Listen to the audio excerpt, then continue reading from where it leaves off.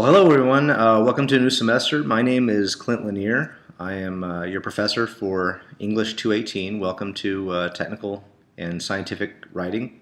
I wanted to take just a minute to talk a little bit about the class, introduce myself so you'll have a face with the instructor. We probably won't see very much of each other this semester. It's because it's an online course, as you know. Let me talk about that for just a brief second. Obviously, online courses are just that. They're online. So we're not going to be spending a lot of time talking to each other as far as having dialogue and so forth. You have to be able to do a lot of stuff on your own. You have to be able to read the books without being reminded, or read the chapters rather without being reminded all the time. You have to be able to get the assignments done and turned in time without being reminded all the time. So this class involves you taking care of kind of your own business, right? So if you can do that, obviously you'll be fine in this class. My door is always open. My office hours are Tuesday and Thursday, 11:30 to 1 in Clarabelle Williams Hall, room 207. It's where the English department offices are located. So I'm upstairs in room 207. Please come by. If those times don't work for you, feel free and email me and we'll make an appointment. Email is definitely the best way to get a hold of me. I really don't even know what my voicemail code is in my office. But if you email me, I will get back to you as soon as possible. You can email me either through Canvas or through NMSU. Okay? I will probably be emailing you back via NMSU, whatever your NMSU email is. So be sure and check that every now and then. Okay? So very briefly, just want to tell you where I come from and why I'm teaching this class. I have a PhD in rhetoric and professional communication, but before that, I was a technical writer for IBM and for the U.S. government, and my specialty was software documentation. So programming is really kind of my background. That's where I come from. I know quite a bit about technology. I worked in the high-tech fields, and I still do quite a bit.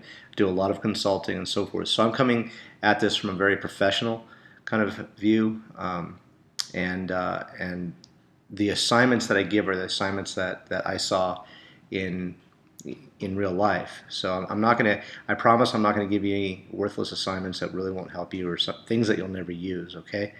Now about technical writing, as you'll read in chapters 1 and 2, technical writing is really any type of writing that happens in a professional capacity. So all of the writing that you're going to be doing in the workplace is going to be considered technical writing. Again, you'll get more into this, but everything from websites to user forums to obviously instructions, proposals, any of those types of things kind of falls under the purview of technical communication or technical writing or professional writing. So that's what we're going to take care of this semester. And it really doesn't matter what your major is. Writing happens professionally all the time. So if you have a major, if you plan on going out and getting a job at some point, you will be doing writing in the workplace, and we'll be working on that this semester. About the class, again, it's an online course.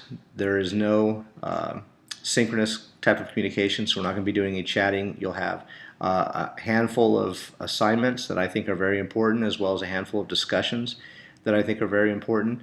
Aside from that, you'll simply have readings and presentations to watch. The importance of watching the presentations can't be stressed enough, okay? For every assignment, I have kind of a presentation that goes along with it. In the presentations, I tell you exactly what I'm looking for in the assignment. All right. So if you simply watch the presentations, I promise you, and do what the presentations say, and I can see that you did what the presentations tell you to do.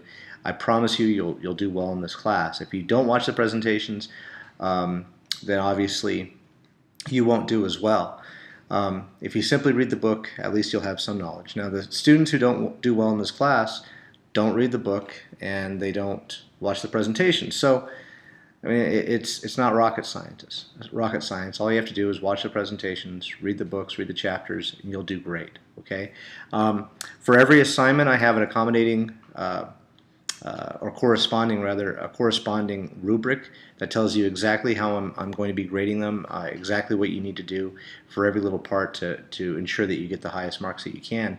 The same goes for the discussion. A lot of people don't find the rubric on the discussion because it's not as obvious as it is on the assignments. But the rubric for the discussion, when you open a discussion, if you look at, there's a little kind of gear icon. If you click on that, there's an option that allows you to view rubrics. So take a look at the rubric for each assignment too to make sure that you're doing it correctly. The two things that people always kind of miss on the discussions are the length. It has to be 500 to 700 words, and the sources and citations. I ask for every discussion to be documented. So you have to use at least 2 sources for every discussion, and it has to be cited in the text of your answer. Okay, in-text citations and sources are, I believe it's chapter 12. It's one of your readings for next Thursday, I think.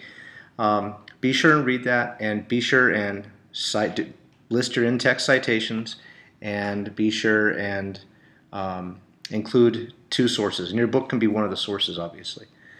And that's it. If you have any questions, again, please feel free and email me. My email is listed here in the syllabus. You can call the office. Again, I won't respond as quickly via phone calls as I will via email, but email I'll get back to you right away, okay? Have a great semester, and again, welcome to Technical and Scientific Communication.